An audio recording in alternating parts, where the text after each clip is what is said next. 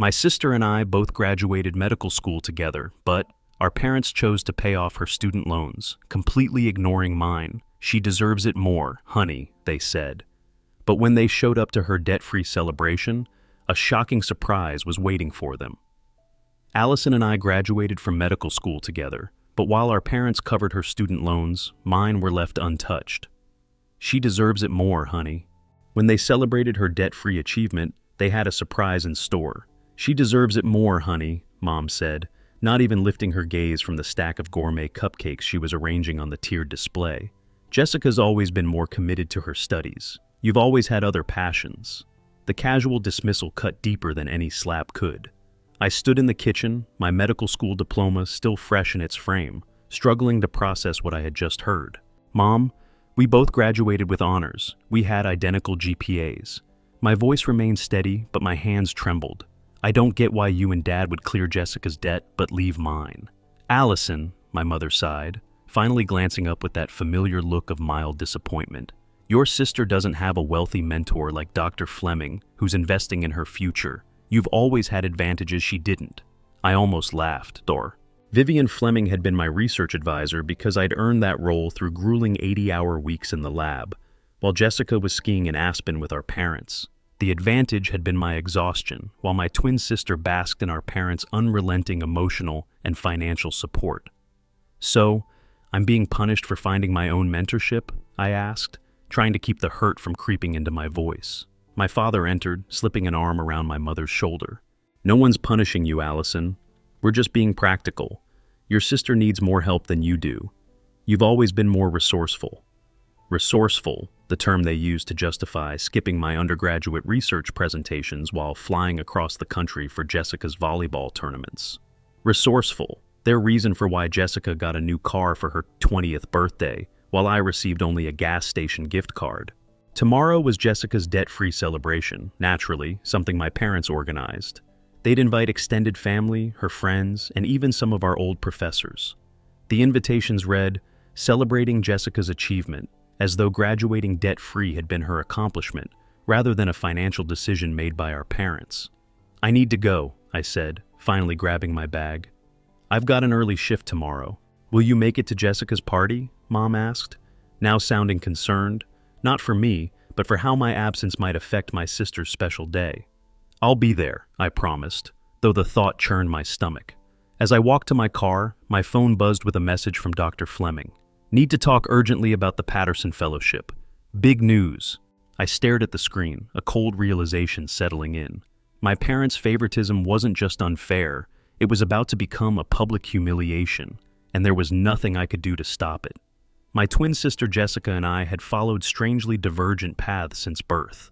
I arrived first, she came 6 minutes later. According to family stories, I was quiet and observant, while Jessica entered the world with strong, healthy cries. Perhaps that set the tone for everything that came after. Growing up in Cleveland, Jessica was the outgoing twin, the one who easily made friends and excelled at sports. I was quieter, more academic, spending hours in the library, learning everything from astronomy to zoology.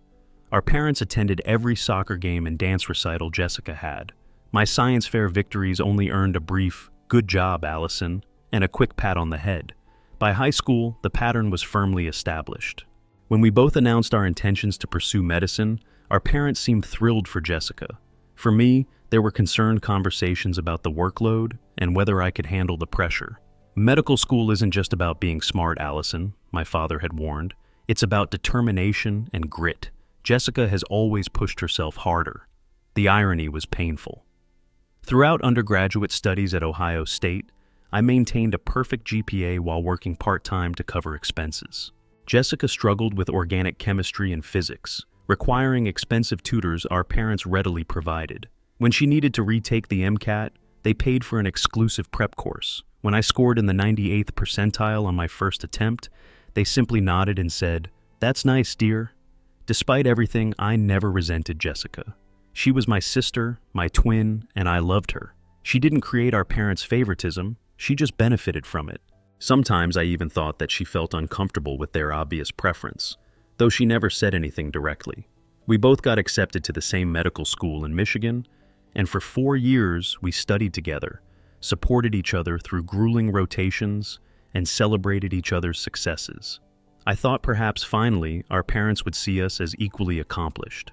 Instead, they found new ways to elevate Jessica's achievements while minimizing mine. When I was selected to present research at a national conference, Jessica had coincidentally received an award for community service that same weekend. Guess which event our parents attended? But everything changed during our final year when Dr. Vivian Fleming, a renowned neurosurgeon, took notice of my research on pediatric traumatic brain injuries. Under her mentorship, I flourished. For the first time, I had someone who recognized my potential, who pushed me to excel, not despite my personality, but because of it. "You have a gift for research, Allison," Dr. Fleming told me once. "You see patterns others miss. That kind of insight can't be taught." If only my parents could see me through her eyes. The morning before Jessica's celebration, I met Dr. Fleming in her office. She was a striking woman in her 60s, with silver hair and piercing blue eyes that missed nothing. Her office walls were covered with awards, published papers, and photos with medical luminaries from around the world. "Allison, sit down," she said, gesturing to the chair across from her desk. "I have extraordinary news." My heart raced. For weeks I'd been waiting to hear about the Patterson Fellowship at Johns Hopkins, the most prestigious neurosurgical research position in the country. Only one graduating medical student nationwide would receive it. "The committee has made their decision on the Patterson Fellowship," Dr. Fleming said, her expression carefully neutral. I held my breath. "They've selected you," she said, breaking into a broad smile. "Congratulations, Dr. Allison Collins. You're going to Baltimore." Joy, disbelief, and validation washed over me in waves. The Patterson Fellowship, the pinnacle achievement for any neuro-researcher, mine. "I don't know what to say," I stammered. "You earned this," Dr. Fleming said firmly. "Your research on neurovascular regeneration after traumatic injury was groundbreaking. The committee was particularly impressed with your dual approach, combining surgical innovation with pharmacological intervention. The fellowship included a generous stipend, housing allowance, and, most importantly, complete loan forgiveness. I would be debt-free, just like Jessica, but through my own merit rather than parental favoritism. There's more," Dr. Fleming continued, her eyes twinkling. "I've been invited to Jessica's celebration tonight. Your parents extended an invitation as a courtesy to faculty, not knowing about our mentorship. I'd like to announce the fellowship news there if you're comfortable with that." My stomach dropped. "I don't know, Dr. Fleming. It's supposed to be Jessica's night, and my parents might see it as me trying to steal her spotlight." Dr. Fleming's expression hardened slightly. "Allison, I've observed your family dynamic over the past 2 years. I've seen your parents at hospital functions, heard how they speak about both you and your sister. I understand your hesitation, but sometimes recognition needs to be public to be acknowledged at all." She was right, of course. If my parents heard about the fellowship privately, they'd find a way to minimize it or attribute it to luck rather than achievement. "Okay," I nodded slowly. "You can announce it." As I left her office, my phone buzzed with a text from Jessica. "Mom's going overboard for tonight. It's embarrassing. Wish she'd put this much effort into celebrating both of us graduating. See you there. Haha." I stared at the message, confused. It was the first time Jessica had ever acknowledged our parents' unequal treatment. Before I could formulate a response, another text came through, this time from my mother. "Don't forget business casual for tonight, and please let your sister have her moment. This is very important to her." The contrast between the two messages was jarring. Perhaps I had been wrong about Jessica all along, and perhaps tonight would reveal truths my parents had been avoiding for 26 years. Jessica's debt-free celebration was being held at an upscale restaurant in downtown Detroit. My parents had rented out the entire rooftop terrace, an extravagance that surely cost thousands. As I stepped off the elevator, I was greeted by a large banner reading, "Congratulations, Dr. Jessica," with no mention that there were, in fact, 2 Dr. Collins in the family now. I smoothed down my navy blue dress and took a deep breath. This was Jessica's night. Regardless of what Dr. Fleming planned to announce, I wouldn't let years of resentment ruin my relationship with my twin. "Allison!" Jessica spotted me immediately, breaking away from a group of relatives to rush over. She looked stunning in a silver cocktail dress, her blonde hair identical to mine in color, but cut in a trendy bob, while I kept mine long, styled perfectly. "Thank God you're here. Aunt Patty has asked me 5 times if I have a boyfriend yet. I laughed despite my nerves. What did you tell her? That I'm married to medicine, but if she knows any eligible neurosurgeons, I'm taking applications. Jessica linked her arm through mine. Seriously though, this is ridiculous. Mom invited half the medical school. Dean Wilson is here. I scanned the crowded terrace and indeed spotted the dean chatting with our father. Wow, they really went all out. Too all out. It's mortifying. Jessica lowered her voice. And why just for me? We both graduated. We both worked our asses off.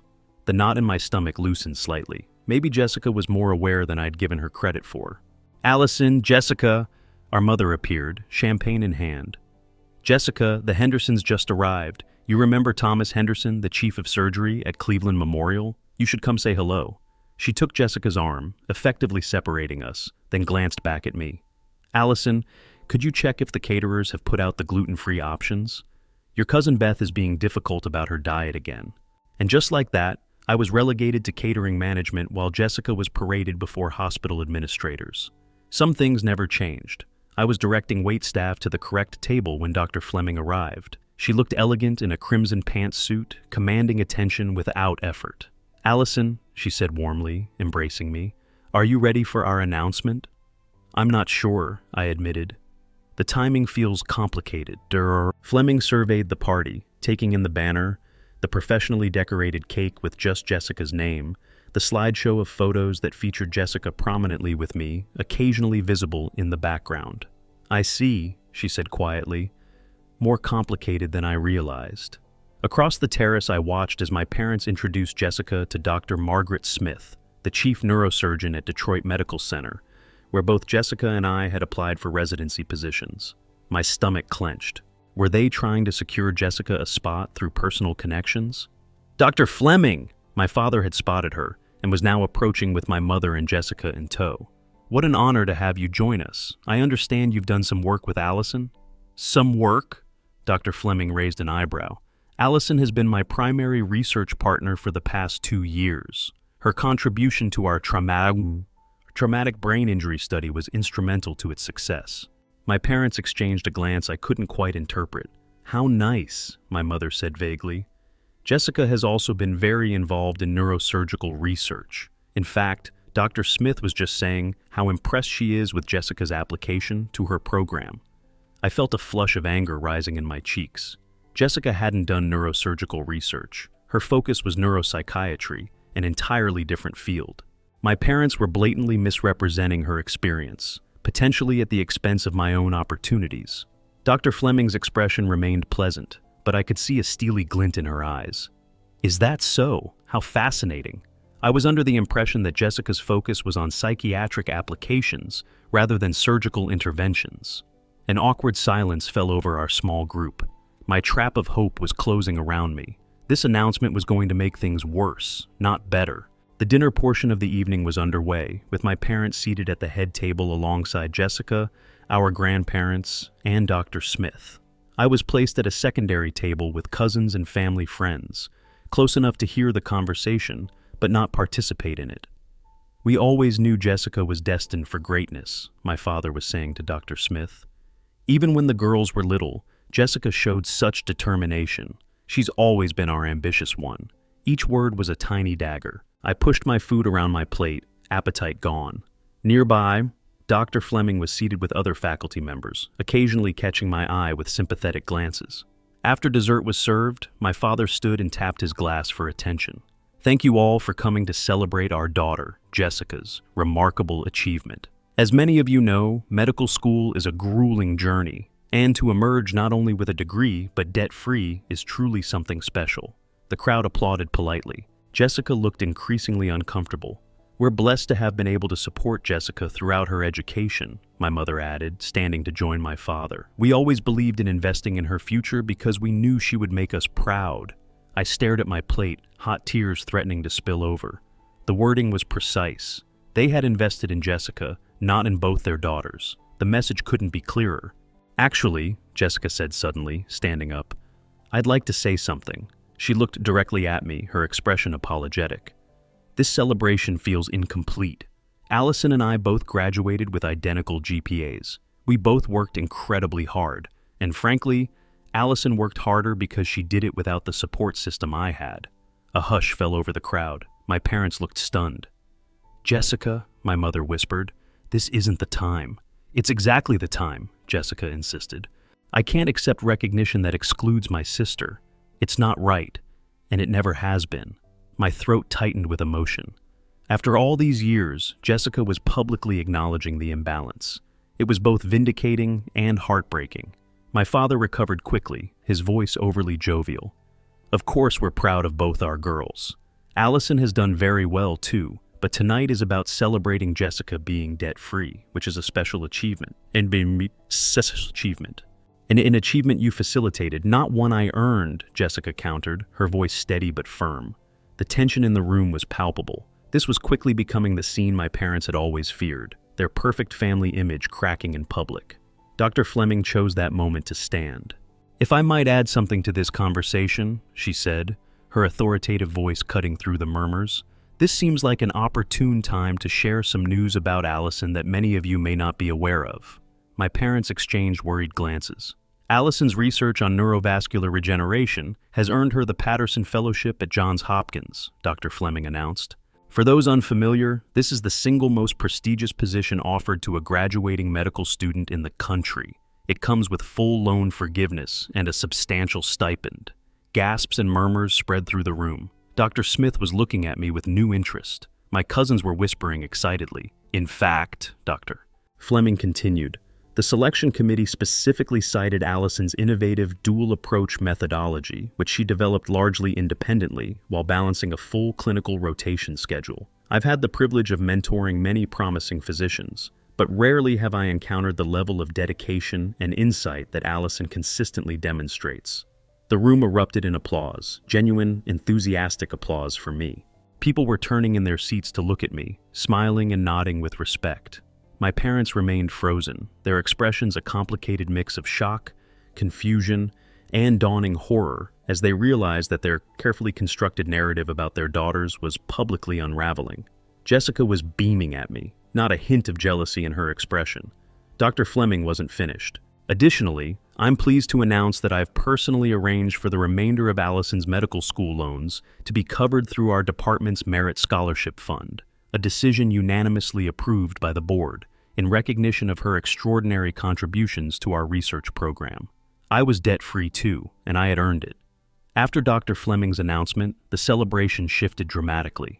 Faculty members who had previously gravitated toward Jessica were now approaching me, asking about my research and congratulating me on the fellowship. Several of my clinical supervisors shared glowing stories about my work with patients that I hadn't realized they'd even noticed. My parents remained at their table, shock still evident on their faces. They weren't just processing the news of my fellowship and loan forgiveness, they were witnessing the dismantling of the narrative they'd constructed about their daughters. The quiet, self-sufficient twin they had consistently overlooked was now the center of professional admiration. Jessica made her way to my side, champagne in hand. "Congratulations, sis," she said, clinking her glass against mine. "The Patterson Fellowship? That's incredible. Why didn't you tell me?" "I only found out this morning," I said, "and I didn't want to overshadow your celebration." Jessica frowned. "This ridiculous party was Mom and Dad's idea, not mine. I tried to tell them it was over the top and unfair to you, but you know how they get once they've decided something." "You did?" I asked, surprised. "Of course I did." Jessica looked hurt. "Allison, I've always known they treated us differently. I didn't know how to fix it without making things worse." Before I could respond, Dr. Margaret Smith approached us. "Dr. Collins," she said, looking directly at me, "I was very impressed by Dr. Fleming's account of your research. We should discuss whether you'd consider bringing your work to our neurosurgery department instead of Johns Hopkins." I blinked in surprise. "That's very flattering, Dr. Smith, but she's already accepted the Patterson," Jessica interjected, putting her arm around my shoulders proudly. "It's a once-in-a-lifetime opportunity." "But you should know my sister never does just one revolutionary thing at a time," Jessica continued. "I'd bet she'll have another groundbreaking study underway within months of arriving in Baltimore." Dr. Smith smiled. "Well, when you've completed the fellowship, keep Detroit in mind. We'd be fortunate to have you," she nodded to Jessica, "both of you in your respective specialties." After she walked away, I turned to Jessica in amazement. "You didn't have to do that. I know you wanted to stay in Detroit for your residency, and I still can, Jessica said, but I won't do it by letting Mom and Dad manipulate the situation or by letting you miss out on opportunities. That's not who I want to be. Across the room, I saw my parents finally rising from their table, moving hesitantly in our direction. Their path was slow, interrupted by guests who wanted to talk about me, a novel experience that was clearly unsettling for them. "Here they come," Jessica murmured. "Ready for this?" "Not really," I admitted. "Doctor." "Fleming certainly had some impressive things to say about you," my father said when they finally reached us, his tone carefully calibrated to sound proud while masking his confusion. "The Patterson Fellowship? That's quite an honor. Why didn't you tell us you were even being considered for something so prestigious?" My mother asked, a hint of accusation in her voice. "Would it have mattered?" I asked quietly. "You've made it clear where your support and interests lie." And my parents exchanged uncomfortable glances. "That's not fair, Allison," my father began. "We've always supported both of you," differently my mother interjected quickly. "We supported you both differently because you had different needs." Jessica shook her head. "Mom, Dad, let's not do this tonight, but we are going to have a real conversation about this soon. All of us." She gave me a meaningful look. "No more pretending, Dr. Sir." Fleming appeared at my elbow, saving me from having to respond. "Allison, the dean would like a word, something about featuring your fellowship in the alumni magazine." She smiled at my parents, her expression pleasant but her eyes steely. "You must be incredibly proud to have us raised two such accomplished daughters, though I imagine it's particularly gratifying to see Allison's hard work recognized. After all she's overcome." The emphasis on overcome was subtle but unmistakable. My parents had the grace to look embarrassed. "Well," my mother said weakly, "we've always known Allison was special too. Little too late." The week following the celebration was a turning point. News of my Patterson Fellowship spread quickly throughout Detroit's medical community, and suddenly, doors that had once been closed to me swung open. Professors who had given Jessica extensions but denied mine were now sending me congratulatory emails. Classmates who had barely acknowledged my presence during medical school now claimed close friendship. Meanwhile, my parents were scrambling to repair the damage. They showed up at my apartment the day after the party, gift bags in hand, their smiles forced. "We've been thinking," my father said as he set a small box down on my coffee table. "With both of you graduating and starting your careers, we should get you girls something special. We got you this." Inside was a rose gold watch, identical to the one they had given Jessica for her birthday 6 months earlier. "It's lovely," I said, not reaching for it. Though a little late, my mother flinched. "Allison, we know you must feel overlooked at times, but everything we did was because we believed you could handle challenges on your own. Jessica needed more support." "That's a convenient narrative," I replied, keeping my voice calm. "But it doesn't explain why you attended her presentations but skipped mine, why you paid for her MCAT prep but told me to use free online resources, or why you covered her living expenses during medical school but suggested I take out more loans for mine." "We only have so much money, Allison," my father argued. "We had to make choices." "Yes, you did," I agreed. "And consistently, you chose Jessica." Tears filled my mother's eyes. "We love you both equally," she insisted. "Maybe you do," I said softly, "but you haven't treated us equally, and no watches or belated recognition can change that." The phone rang then, Dr. Fleming calling about my upcoming move to Baltimore. I answered gratefully, turning away from my parents' stunned faces. "Yes, I'm available to discuss housing options," I said into the phone. "In fact, your timing couldn't be better." 3 weeks later, I stood in my empty apartment, the last box packed and ready for the movers. Jessica sat on the windowsill, watching me seal up a final container of books. "I still can't believe you're leaving next week," she said. "Detroit won't be the same without you." "You'll be too busy with your residency to notice I'm gone," I teased, though there was truth in it. We had been inseparable through medical school, but now our paths were finally diverging. Mine to Johns Hopkins, hers staying at Detroit Medical. "I keep thinking about what Mom and Dad did," Jessica said suddenly. "Or didn't do, I guess. All these years I thought I was the lucky one because they paid more attention to me, but they were really holding me back, making me dependent on their approval." I sat beside her on the windowsill. "You didn't do anything wrong, Jess." "I didn't do enough right either," she countered. "I should have spoken up sooner." She sighed. "They're devastated, you know. Mom keeps crying about how you must hate them. And Dad's telling everyone who will listen about his brilliant daughter at Johns Hopkins, like he personally funded your research. Let them, I said, surprising myself with how little it bothered me now. Their approval doesn't define me anymore, and it was true. The ache of seeking validation from parents who would never truly see me had finally faded. Dr. Fleming's mentorship had shown me what real support was, challenging me when I needed a push, defending me when I needed protection, and always recognizing my potential without reservation. So, what happens now? Jessica asked. With us, I mean. I took her hand. We find our own way forward, without the competition they created between us. I'd like that, Jessica smiled, squeezing my hand. Dr. Allison Collins, Patterson Fellow, I'm so proud of you, sis. For the first time in years, I felt at peace. The path ahead was challenging, but it was clear, and it was mine to navigate on my terms.